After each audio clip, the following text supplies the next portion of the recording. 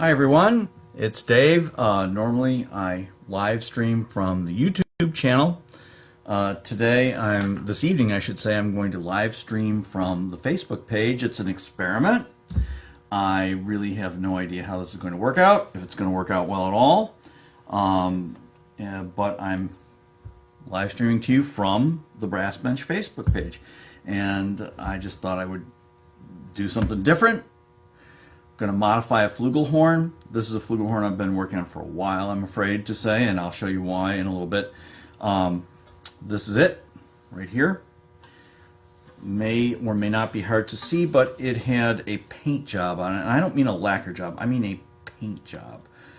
This thing must have been painted by an auto body store or something like that, auto body shop. It's been scratched, the silver's been scratched, and it's got a primer coat. And then it has an overcoat. Let me see if I can get it so you can see it. Maybe not. I mean, it was purple, metallic purple. I mean, just a hell of a paint job. And I've been stripping it and stripping and stripping. I can't get it all off. But that was not the primary reason. It's the primary reason that the job is not done. But the primary reason I was working on this was that the owner wanted the third slide converted to a trigger. Had a little pull nib right here, and he wanted it converted so that he can push a trigger just like the kick out on a third slide on a trumpet, and kick that third slide out for all those low notes where you need that third slide nice and low. So I'm in the middle of this job, and I finally have all the parts. I had to order some more parts because it turned out Yamaha didn't send me all the right parts. So I finally got all the right parts. And tonight I'm going to turn this into a trigger for you. So I'm going to put that down on the bench.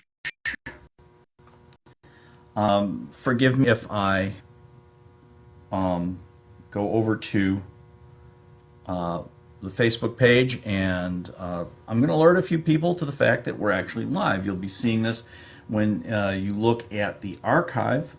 I'll be in and out of the picture a few times, so don't worry about that. Eventually I'm going to turn the camera around, face it down, and you're going to see my hands doing the work on the Flugelhorn. So just bear with me a few minutes. I'm going to go over to some groups. I'm going to go over to I'm going to go over to horn people, and then I'm going to go over to trumpets, and trumpeting, and let them know. The trombone people and the tuba people, I don't think they're going to care. Maybe they will, maybe they won't, I don't know. But we're going to alert a few people that we're actually live. Maybe we'll get a few people watching. There are comments. Feel free to comment, chat with me. I believe I'll be able to see the comments scrolling down through my screen right here. So if I do, I will talk to you. Let you know how things are going. So just bear with me a second here. I'm going to actually go to my laptop and make sure the sound's coming through.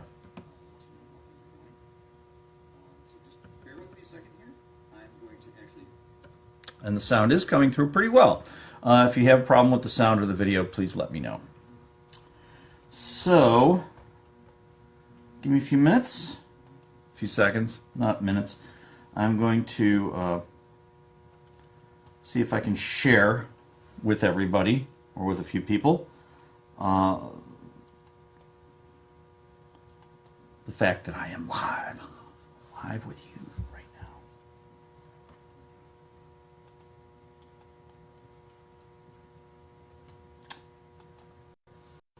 Looks like I've got Noah in the room. Hey, Noah. I'm going to promote this a little bit more.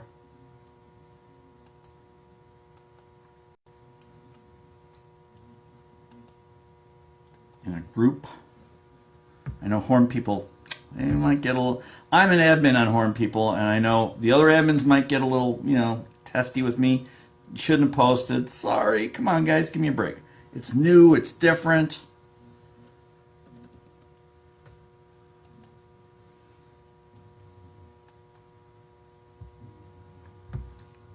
Bear with me. One more share, and that's going to be in Horn, people.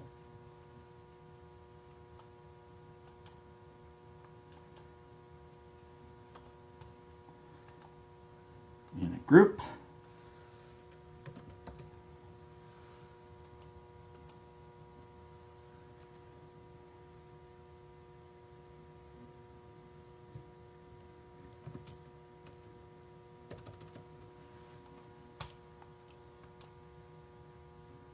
Let's see if Margaret and Richard get ticked off at me or not.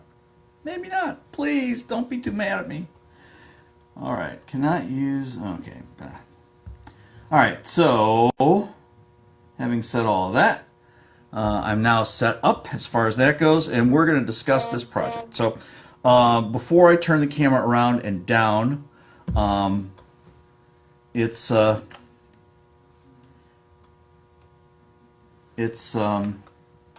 Noah, looks like Noah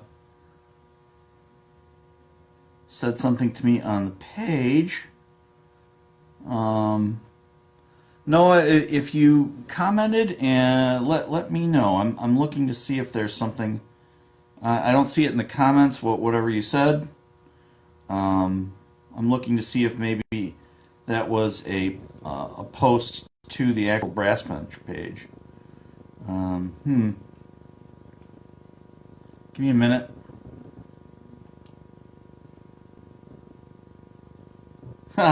Thanks, Noah. I'm glad you agree. Okay, so anyway, so I should be able to see all the comments right now through my cell phone. And I'm, in a little bit, like I said, I'm going to turn the phone down, point it at the bench, and then you can see what my hands are doing and hear what my voice is saying I'm supposed to be doing. So anyway, this is a Flugelhorn. Again, it's an old Yamaha that had a pull nib. It was a slide that was kind of a, you know, the old style fixed slide, as I call them. They're not really fixed, but they're meant to be pulled and put in place. They're not meant to be trigger slides. So what we want to do is we want to convert this to a trigger. The trigger mechanism, here, I'll give you a quick look at that right here. All right, doesn't look like much, but it's a beautiful little assembly. This is a Yamaha original equipment. And the first step in doing this is that you have to make sure your slide here is parallel, because if it's not parallel, it's not in a plane, it's not going to work no matter what you do. The Yamaha equipment comes pretty parallel, comes pretty much in a plane, but you usually, I mean, with these slides, they don't take all the care in the world to make it just perfectly parallel, perfectly in a plane, so you have to monkey with it quite a bit. And it's maybe hard for you to see, but there's a little nick here. That's from the slide was stuck and had to be pulled with tuning slide pliers. And I apologize to the owner for that, but you know, you bought it, it was a neglected instrument, and I will clean that up. But usually when you pull a slide really hard, you get things going out of parallel. So first you have to get it in parallel, or at least as in parallel as possible. Then you have to lap this slide. There is a different tolerance for a slide that gets kicked out than there is for a slide that just is pulled and stays in place for tuning, right? So I had to lap this to a more a looser tolerance. And lapping, if you're not familiar with that procedure, let me bring some lapping compound over here. All right, lap is a material. This is Hetman Unilap. Okay, comes in a tub like this. It's kind of grayish. See that gray there? It's an abrasive compound that is in a very heavy, high-pressure oil emulsion. And what it is, it's a compound that has been screened to a very specific tolerance.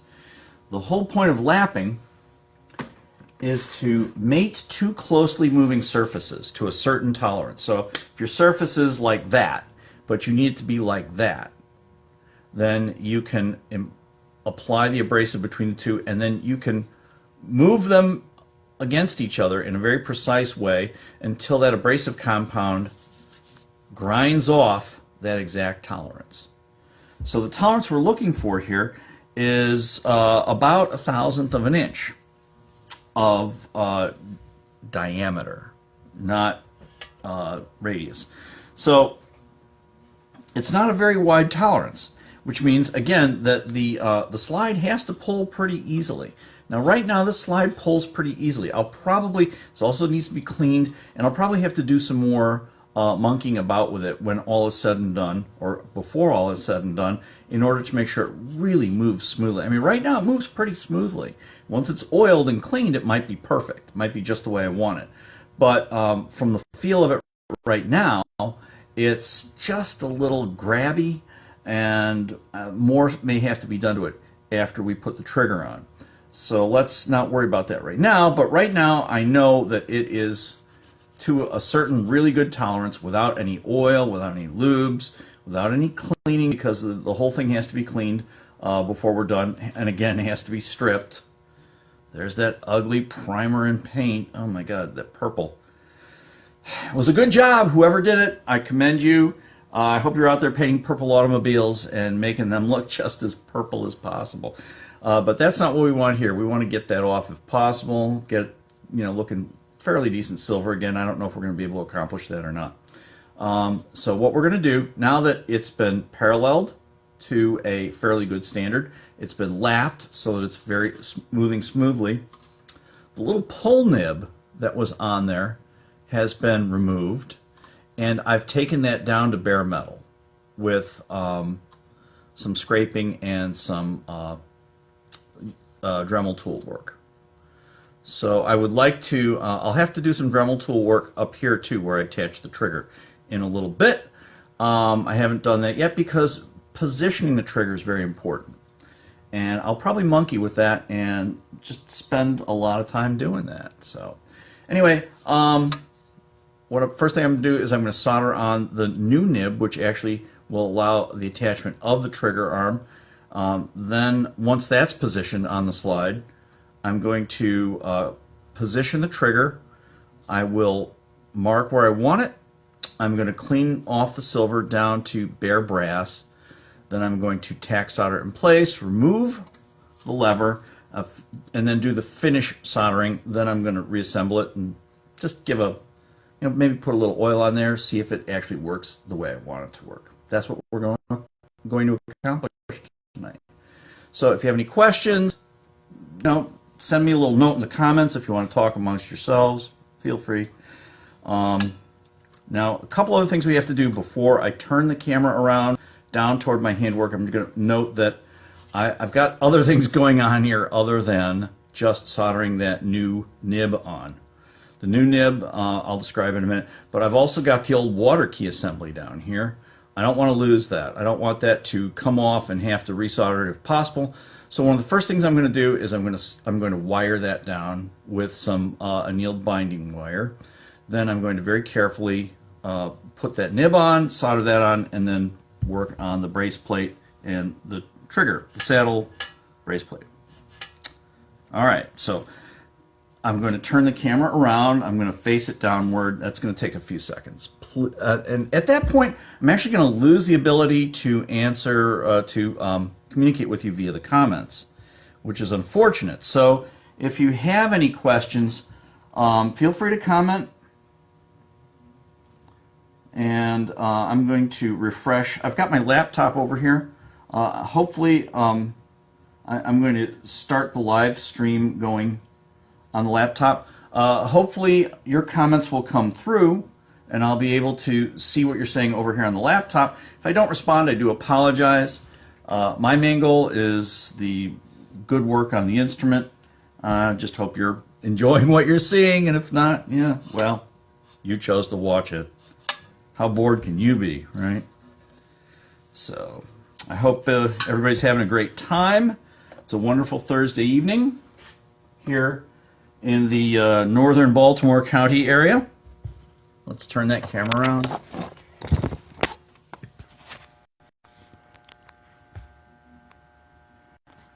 Okay, everybody can see that?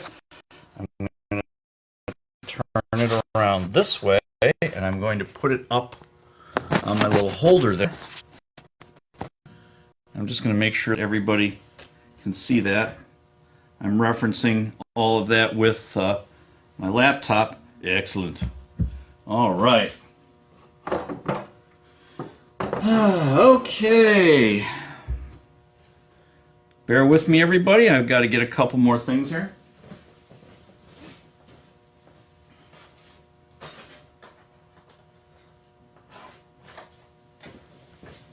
One of the things I had to get was some sandpaper.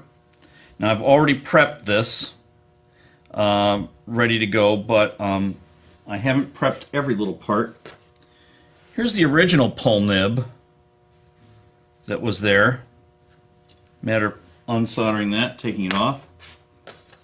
And what's going to go on there is very similar, and I don't know if you can see or not, but there is a small hole that is threaded in there, and that's where it's going to attach to the trigger.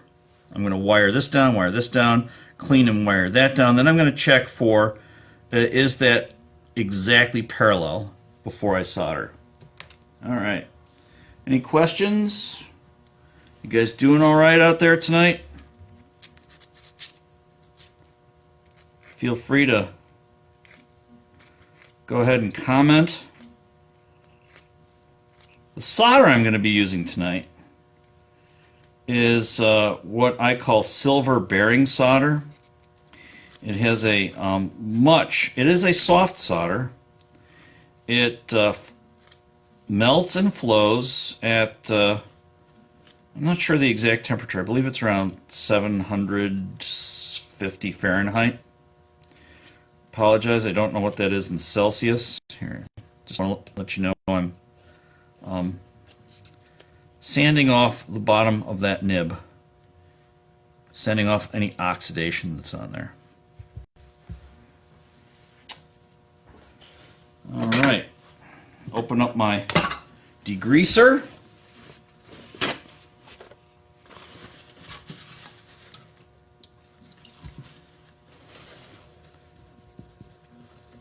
Degrease that, any of my hand grease that's on there. Get rid of that, wipe that. Okay. Before I solder, I'm going to lay down a black blanket called a Velvet Shield. It's a carbon fiber blanket. And that carbon fiber blanket, you could hit a ton of heat. Once you put that there, you could just put your hand right under that blanket. No problem. It's not going to burn at all. Get a little warm maybe, but it's not going to burn. Alright, so let's wire down the water key saddle first. I think I'll probably end up wiping my fingerprints off again. Got to remember to keep that in your view so you can see what's going on here. I apologize. I'm going to cut that off and go the other way.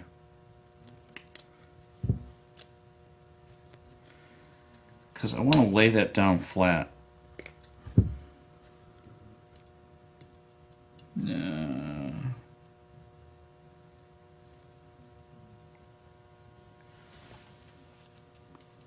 All right. Hi, Bill. How's it going? How you doing tonight?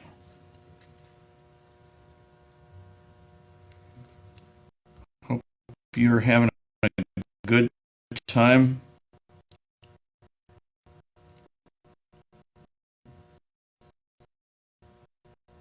Normally, as I said earlier in the broadcast show, most mornings on a channel which is called The Brass Bench.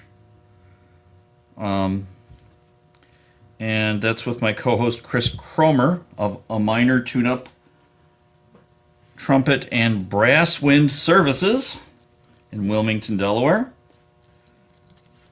Chris specializes in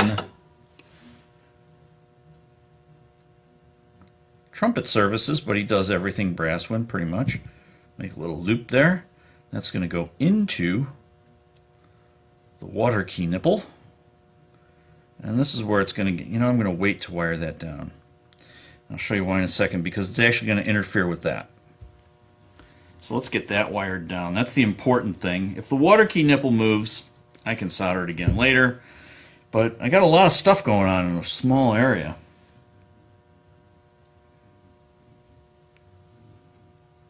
Oh, come on. Do not defy me. There we go. Got that new nib nice and wired there.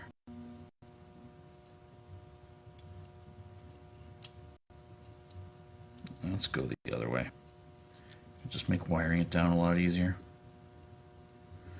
I don't do a lot of these trigger conversions. So if I seem like I'm fumbling around a little, I apologize. Not something I do every day. I do a lot of French horn bell cuts. Take a lot of time with those. I'm very particular about how they turn out. I've got my methods. I've got my madnesses. All right, again, what I'm testing here is trying to get that nib. I'm trying to get the plane of the top of this nib exactly in the same plane as these slide legs. That's going to make, if it's off kilter, it's going to give you bad. It's going to give you bad action there. So let me get a rule out. Pull out my handy little steel rule here. And I'm just going to visually check.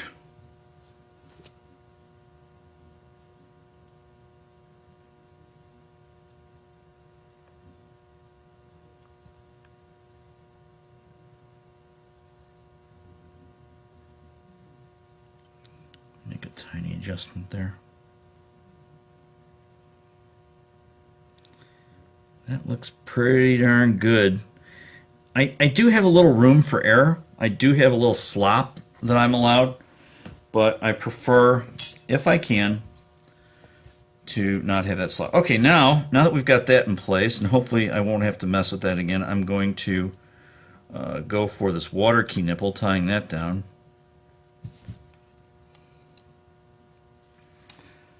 Check the comments. I don't see any comments. If you're commenting, I apologize that I can't see what's going on.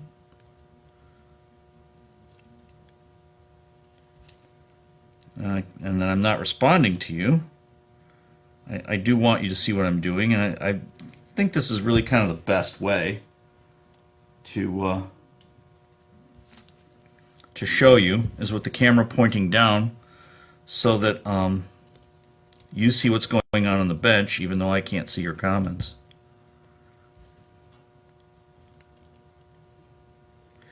So just clip these wires a little bit to get them out of the way, just because they're in the way.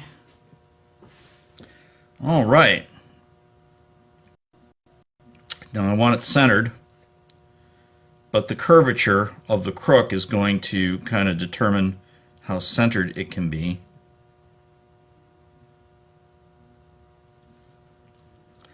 Alright, so I'm going to go back to measuring again. Measure twice, solder once. That needs adjustment. Trying to get dead center of the crook.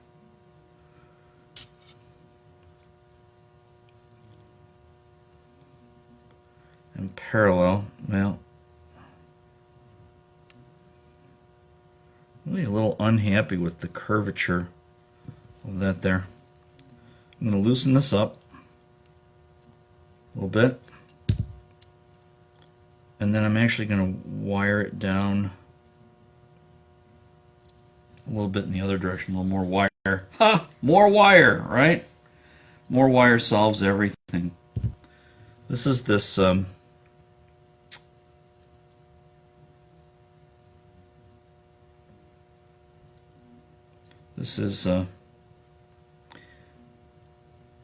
they call it black annealed binding wire. It's I believe it's 2.3 inches in diameter. as if that matters. But it's pretty thin stuff. And Jacob Medlin turned me on to this stuff. I used a very standard wire supplied by one of the brass repair industry's standard suppliers, which is fine. But the wire has that wire, which was much thicker, has a lot of strength to it. And if you're not careful, oh, that's much better. If you're not careful with that stuff, then you can really dent a tube. You know what? I'm not happy with the positioning of that, even though it's got it like right where I want it in terms of laying down on the crook. It's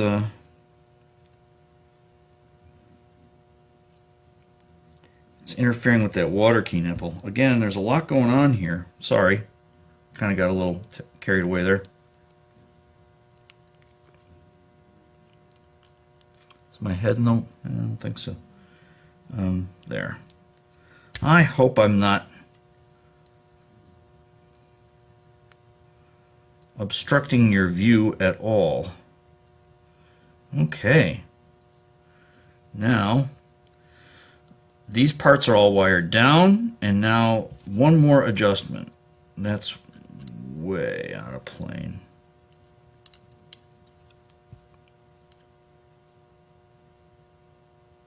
Way out of plane the other way. Oh. Come on, you.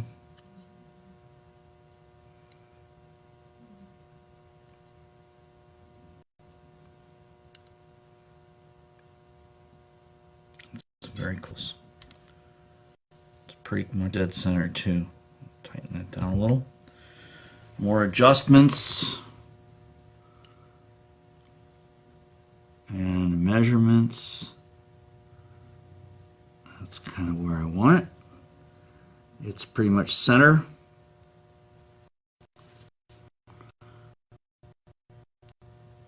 Side to side is good. I think we are ready to solder that part.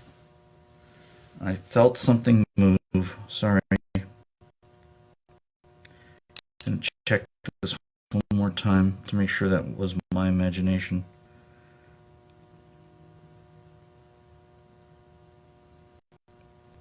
Not sure it was.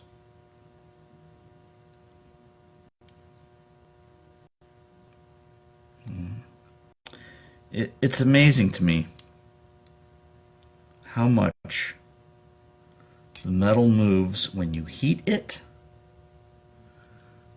and when you touch it. You would be amazed. Totally amazed. Alright.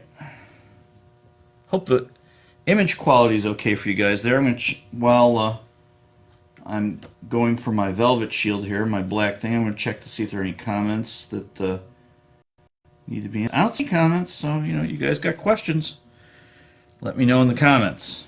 Alright, I'm going to move the actual flug out of the way.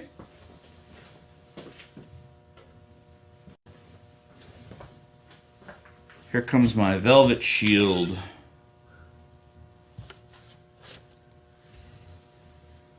I don't like to get this carbon fiber all over everything. Now you can see my ugly velvet shield, how gross it is and how much I solder away on it. Check them one more time. Everything's right where I want it to be. Nothing's moved. Nothing up my sleeve. Presto. Alright, so here's my silver bearing solder wire that I have pre-thinned by stretching it. I'm just going to get a little bit in there, boop, like that.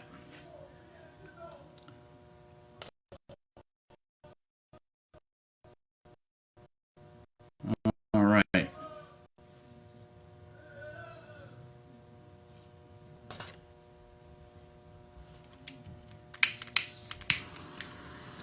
Get some heat going.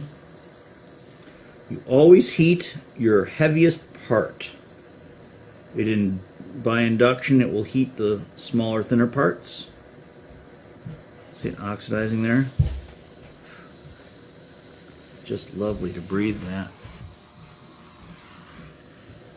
Lovely, lovely flux. Oh man.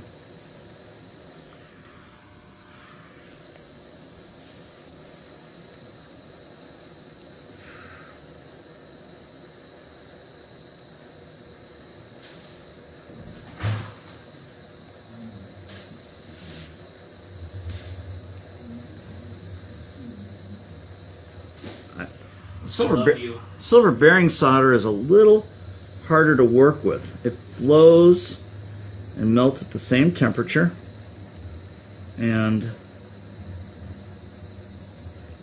you can't buff it off. Are you streaming? Yes, I am. Can't buff it off. There we go. Can't buff it off. The brass around it will buff off before the silver bearing solder will. Are you just using the microphone in your phone? So yes, I am. So you have to scrape it all the way down before you do the buffing. You have to get rid of the bearing solder by mechanical means. So now we're going to let that cool, and then we're going to clean that up a little bit, and we're going to work on... There's 19 people watching? Apparently so. Oh, no, it's 12. So that's what we're going to do. Hello!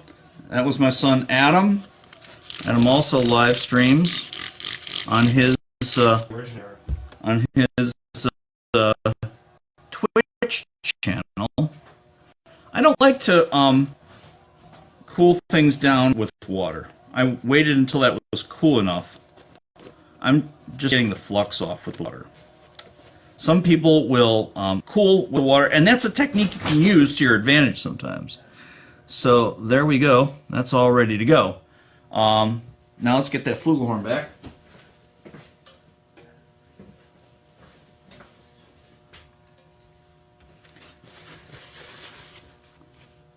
Pull out my trigger.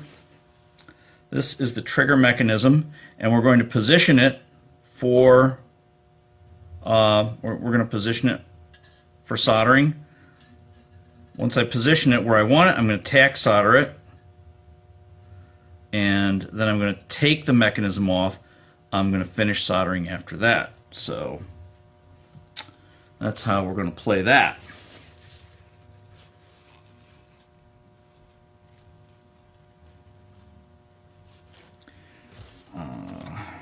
I don't think it's going to be to my advantage one way or another in terms of wiring to leave it on or take it off. A little bit of, yeah, it's all right. Like I said, there are probably going to be some adjustments. Oh, I was talking about the silver bearing solder. So why silver bearing solder as opposed to good old soft 70-30 tin lead, which is still used a lot in the industry? Because silver bearing solder has a lot more tensile strength, a lot more. So get the idea from talking about you have to scrape it, you can't buff it, and this has such a small surface area that you want to have the most tensile strength that you can get there. I'm going to use it again up here on this mechanism. Again, I don't work with it as much as other people do, and so I have I don't want to say a fear of it. I have a respect for it. One of the reasons I want to tack solder this and remove the mechanism, I don't know if you can see this or not. You can actually see the screw, the hinge screw from this side. You can see it all the way through there. The way they construct these is so that they can braze through there. You can't braze unless you've got a place for the solder and the flux to flow. This makes a better brace plate, but if you're not careful, you can solder that thing right on there. We don't want to do that.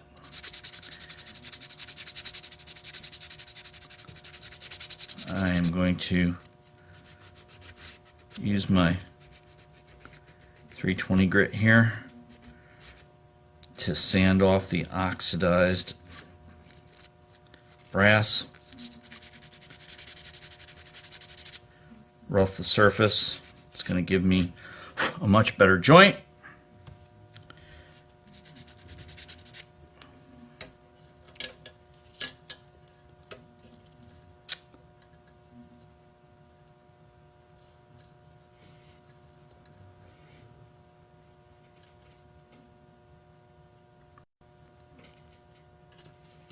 All right, so now let's get an idea of where this is all going. Screw this in. You know, I'm sure there are guys who do this like every day of the week and twice on Sunday.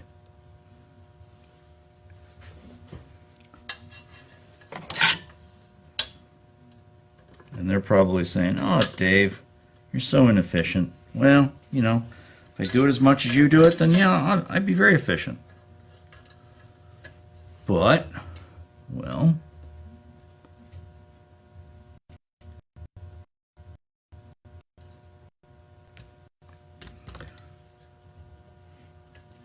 all right, that's looking real good right about there.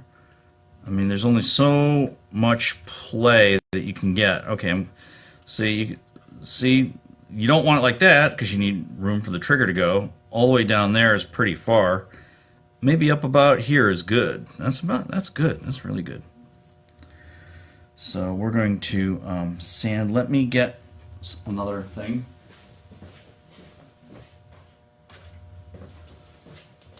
One of my favorite things in the shop is a blue Sharpie. There's a compound, a bluing compound that machinists use. I use blue Sharpie.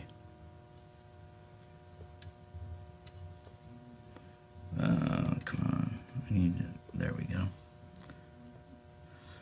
I'm going to sand that down because I don't want the silver plate, which has been compromised. It's really been compromised by this whole painting.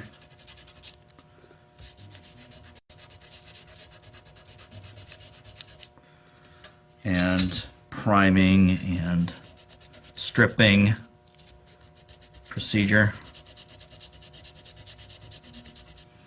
Now when I'm done with this, to clean it up, one of the things I can do, one of the things I will do, is I'll buff it in this area and I'll polish it. And I'll pull out my little Caswell silver plater, my pen plater. Plug that into the outlet, get some good AC powered direct current going, transformed into direct current. And I will plate this area and you won't even be able to tell that I lost the silver plate.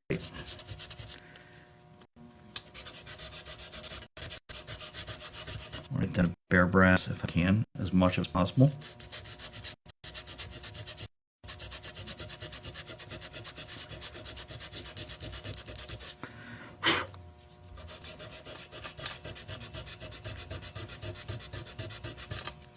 That's pretty good. Let's test that again real quick. Oops. Whoa. Where am I going with that? There we go.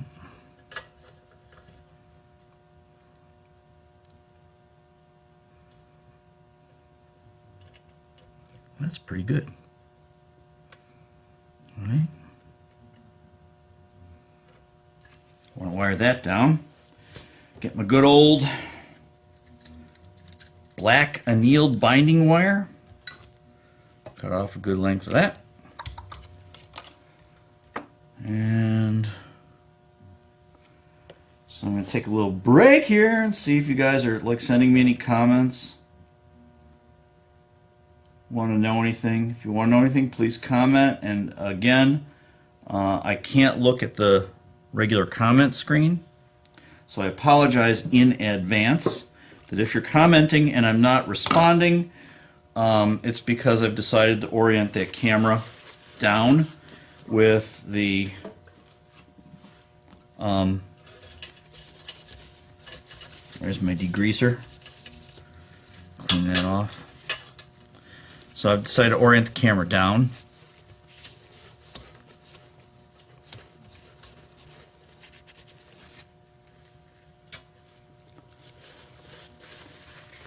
So that you can see what my hands are doing. Get that paper towel out of the way. Really don't want a paper towel with lacquer thinner on it when I'm using heat. Don't really want the lacquer thinner around when I'm using heat. Safety first. Okay, so I've agreed that's right about where I want it. Get the binding wire underneath. All going to have to be positioned again, obviously.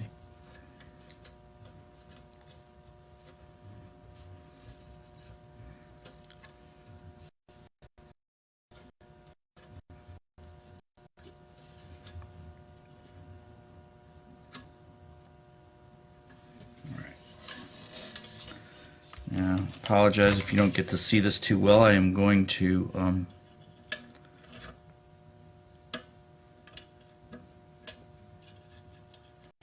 tighten this binding wire down.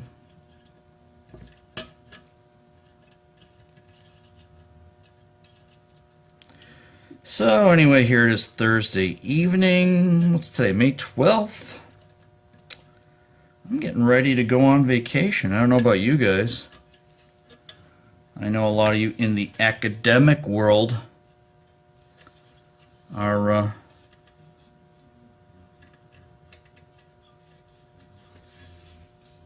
done with all your things, your various things. There's a brace behind there.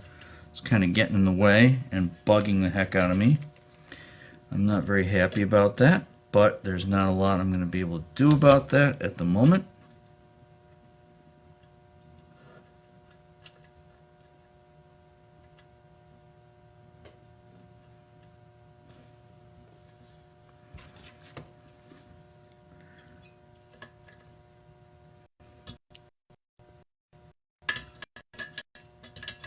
Yeah, I'm going to go down to Florida. I'm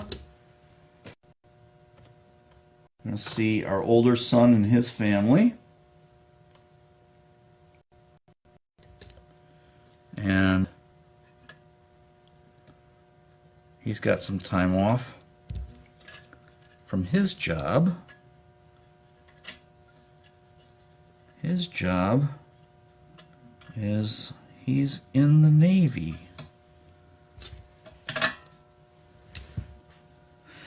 And he's got some time off. He's been away. He's going away. So we're going to have a little bit of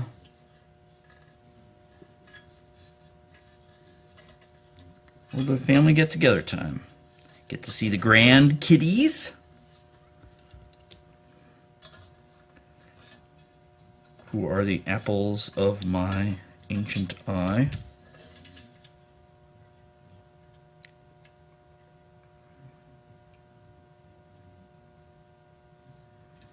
Alright, I'm trying to get this in the same plane as the nib. Ah! Boogers, you! That brace is what's killing me. It's like not allowing my binding wire to get right where I want it to get.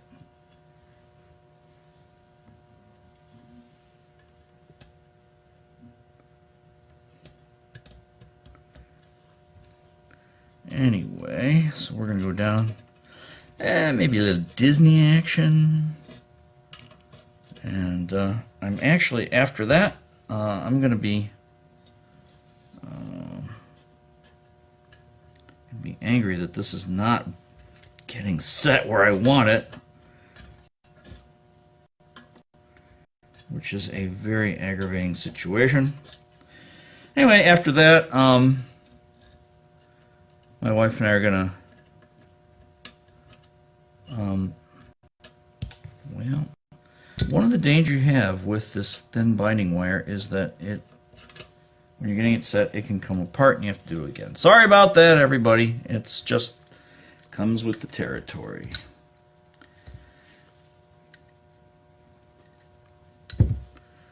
instead of going through that saddle there, I'm just going to go around the point of the brace plate.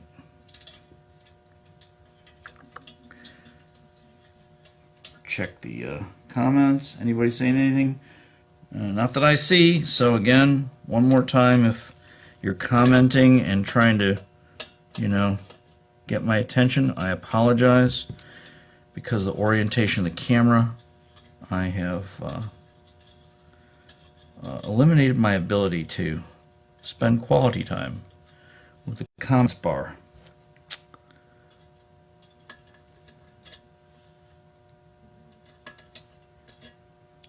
I think this is going to work better anyway. Alright, now again I have to orient this. There we go. So all has to work in a plane. That's when it works best. When things are not in the same plane, there's binding, there's all kinds of bad things happening. And the way the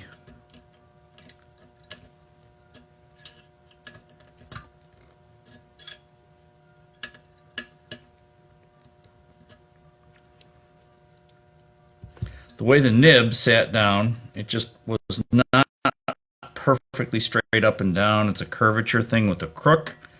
And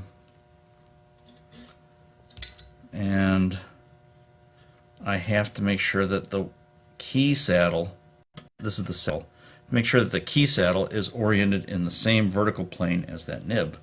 So what I'm doing right now is again, I've got a little slop I can play with, but you know, you eliminate the slop, you eliminate the problems. Okay, I'm going to tack solder this. Then I'm going to remove the key. I'm going to finish the solder job, I hope, and hope I won't have to do it again. So let's give some heat.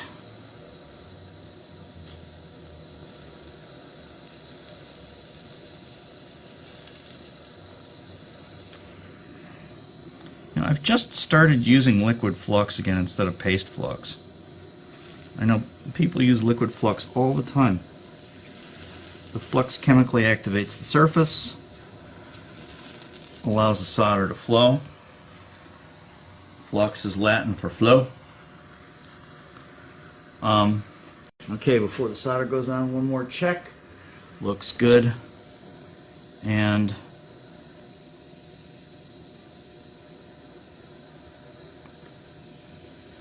that's going to cause me a problem. Thank you very much.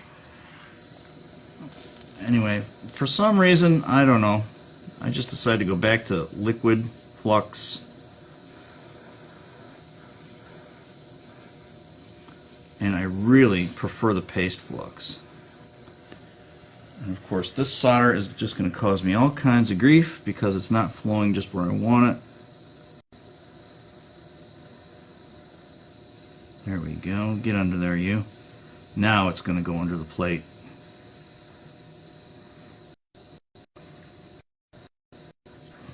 I'm tempted to just keep going.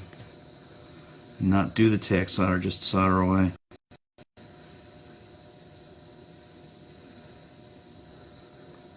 Draw that solder up underneath the brace plate.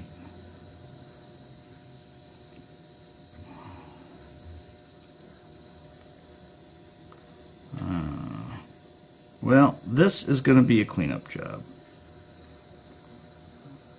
which I am sorry to say, but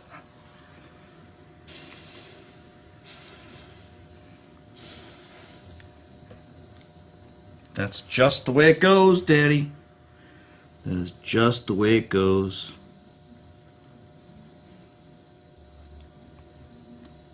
And I think I'm running out of butane too. Shoot. My apologies. I'll be right back.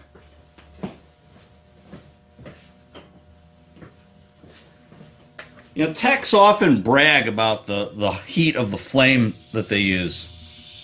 I mean, some techs, I literally know a technician who would solder with oxyacetylene, not acetylene, oxyacetylene. And I gotta tell you, In my opinion, that is using a howitzer to shoot sparrows.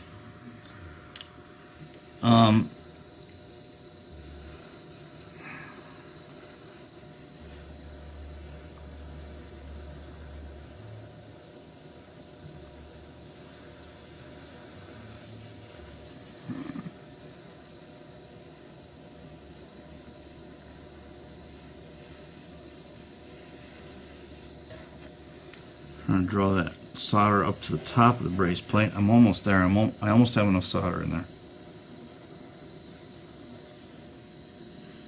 There we go. Ha! Hooray! One of the things I like about the paste flux is that I can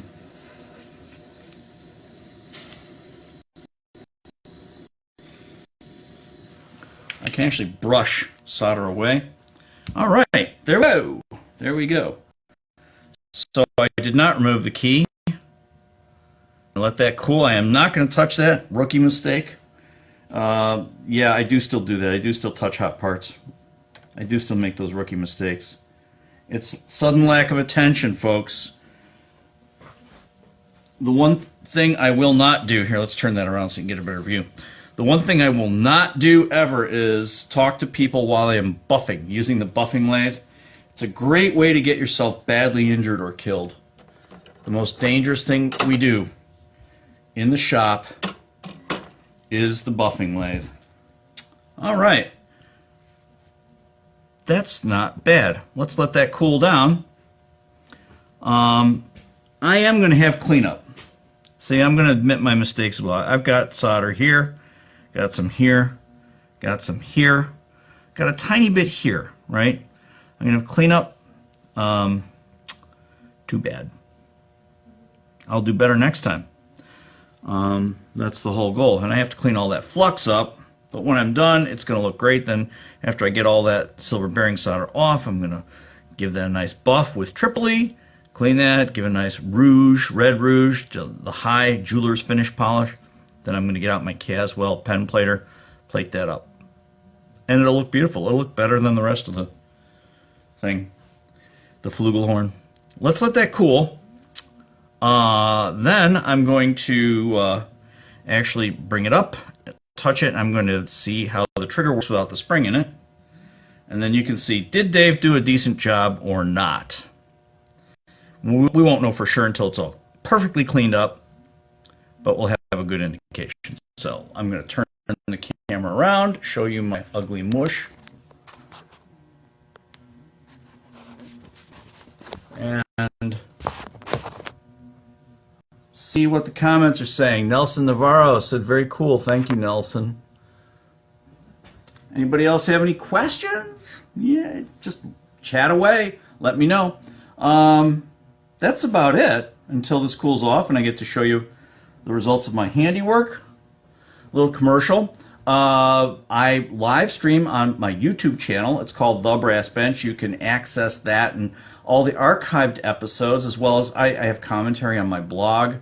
And that's all on www.thebrassbench.com. You need that definite article in there, not Brass Bench, The Brass Bench. And you can get access to everything as far as what we're doing with the Brass Bench show. Normally we live stream. Mike, that's a good question. I'll tell you what the kit costs in just a moment. Normally we live. Oh no, sorry, my packing list does not actually have prices on it. Generally, retail, the parts are going to, I believe, go for like $75. Installed, this is like a $150 job, roughly. It depends on how much work has to be done, prep-wise. Don't hold me to that quote. That's off the top of my head. I don't remember exactly what I got charged by Yamaha. But I mean, my intention for this job, trigger alone, is installed $150. So where was I? I was with the commercial as far as the Brass Bench, www.thebrassbench.com. It's most Saturday mornings at 9 a.m. Eastern Time. That's a universal time coordinated -4 right now because we're in daylight savings time. When we go to standard time, it'll be universal coordinated time -5, I believe. Universal time coordinated, I should say. So anybody who's not watching from the United States probably doesn't know when Eastern time is. It's New York time. It's Baltimore time. I'm north of Baltimore.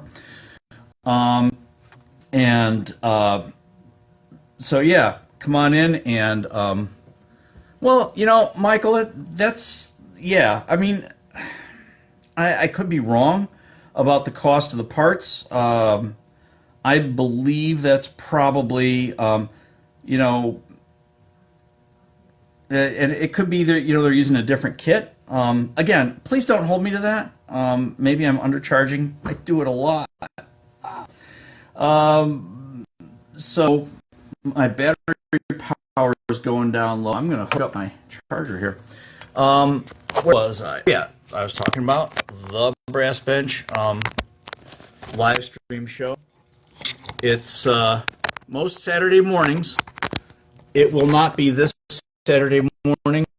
It will not be the next. Sorry about that. Apologies, everyone. It will not be this Saturday morning. It will not be until, I believe, June 4th. June 4th, I'm going to have a show. I don't know what I'm going to do. But again, look at the website, thebrassbench.com. It's got the schedule, such as it is. We've got some really cool guests who are coming up as guests on the show. I don't want to say names right now because we don't have dates actually nailed down. But this is not just a horn thing. People who know me know that my big thing is horn. But I do all brass wind instruments, obviously. My co-host, Chris Cromer, is known for his trumpet work. But the point of the show is all brass instruments, and we're talking about maintenance, manufacture, modification, repair. There's Chris Cromer. Oh, well, then it's $250. So whatever Chris says is what I do. So the point of the show is that this is about instruments and gear, but it's aimed toward, not toward the technician, but toward the player. We want to help you out. Check out the website. We already have 3 archives. If you watch only one show, watch episode 3. That was the one where Chris Cromer, who just commented, and I talk about red rot. This is something that every brass player really, really, really needs to know about, really needs to consider. Have a look at that. Let me check this. This is cooling down. This is cooling down. And, yeah. You ready? Now, there's no spring on it. It's not lubed. It's not cleaned up, but check that out. Chris, does that have enough travel in it? What do you think? That's as far as I could get it, really.